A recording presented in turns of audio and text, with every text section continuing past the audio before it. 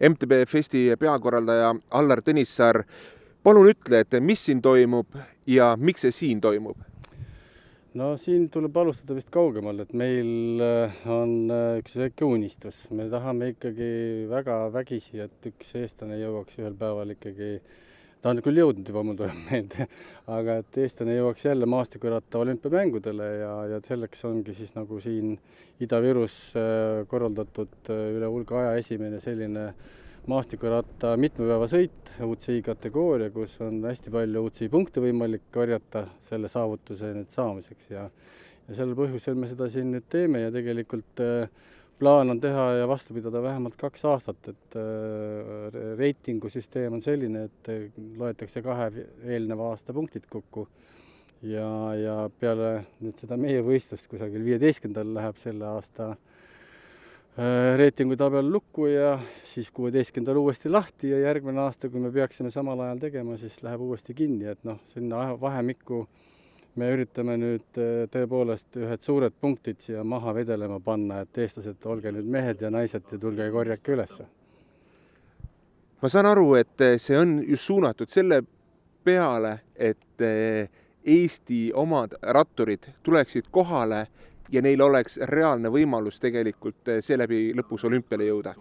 Jah, probleem on selles, et suurtel riikidel on tõepoolest väike eelis, kuna neil on rahvast rohkem ja punkte loetakse kokku 3 parema tulemusi.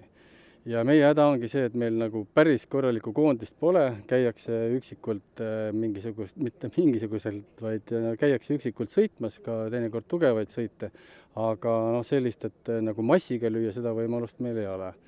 Ja siin nagu ongi see võimalus meie poolt ka loodud, et oleks kodus olema võistlus, kuhu ei pea eraldi suurte rahadega kohale sõitma, vaid et need punktid on võimalik siin meie ka teistel ja kolmandatel numbritel just siin üles korjata, et see ongi selle asja nagu niisugune strateegiline eesmärk.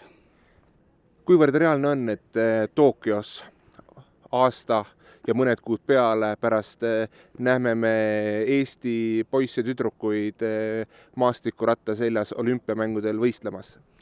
No teoreetiline võimalus on täna täiesti olemas ja sellepärast me nagu pingutamegi. Kuigi siin nagu väikese huumoriga võib öelda seda, et me kõik räägime ja mõtleme, et Martin Loo või mehed peaksid olümpiale pääsema, aga täna tundub, et naised on lähemal sellele eesmärgile isegi kui mehed, et mine tea, äkki isegi kui hästi läheb 2 tükki, nii mees kui naine. Ja lõpetuseks, miks Kiviõli?